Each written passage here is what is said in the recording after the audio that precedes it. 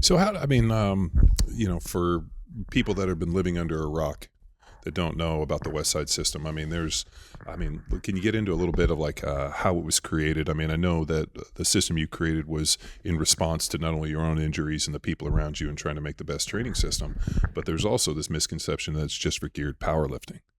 No, it's for all sports. It's yeah. We powerlifting's this big for us. All sports is gigantic. We're huge overseas. We're huge in South Korea, for instance. Who would dream that? So big, we have to do a lot of trademark work and stuff. No, it's all sport. The Danny D. Pasquale with the Melbourne Storm kills them every year. Been doing this for years. And then Phil somebody had the only team in the Premier League 26-0, Westside Barbell. He wrote 2 books about it. That's what I mean. See, then those books go away and people go, well, I never heard of it. Well, there it is, buddy.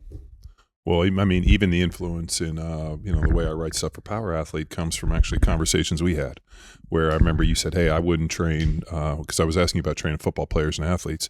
And you were like, on your max effort work, I want you to do 3s and 5s, push out the rep maxes away from singles and start, hitting a higher deal. And even on the compensatory acceleration, the speed work, bringing that in and kind of a percentage of that. And it's paid in great dividends for us. One thing we went to 5s because my guys is too big a groups. And they were doing doubles, taking hours to do speed work. I go, it's ridiculous. We should do this stuff in 20 minutes. Yeah.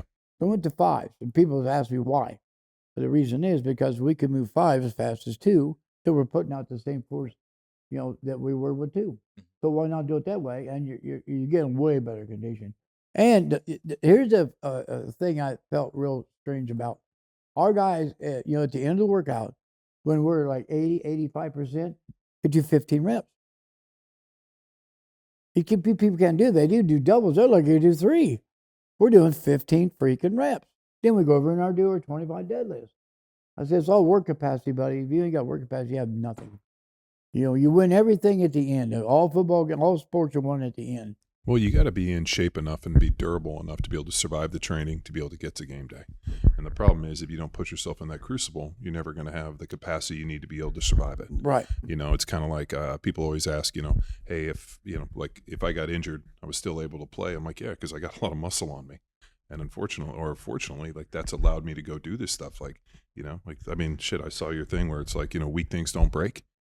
I mean, I watched a million dudes shatter on the rocks just because they weren't physically strong or mentally strong because they didn't do the training to get themselves there. That's right.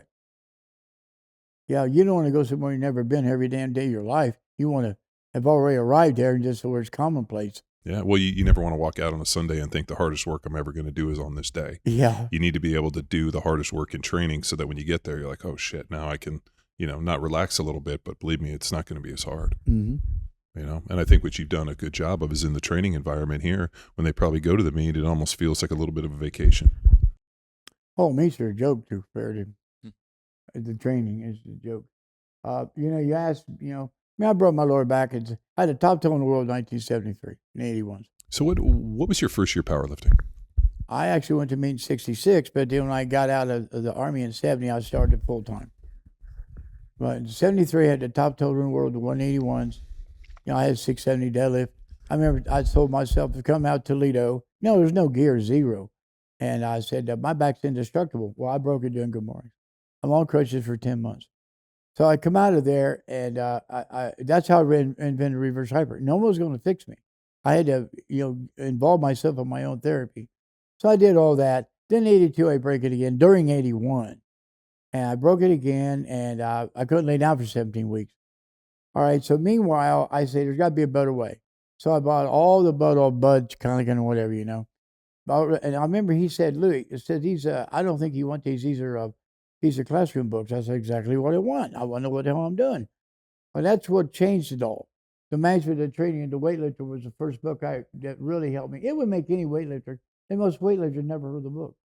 That's amazing. And then, so I started doing it. Then I went to weight periodization.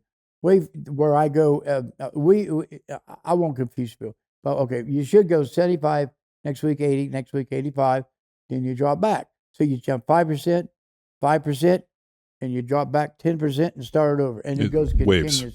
Yeah, it's waves. It's waves. You Yeah. wave. You can't just keep going up. And that's where, when you handle weights at 90% above in the same exercise for 3 weeks, you go backwards. So that's how it all started. Then I just started breaking it down, and then realized I had to have certain machines. But the weight periodization made a huge difference in what we do.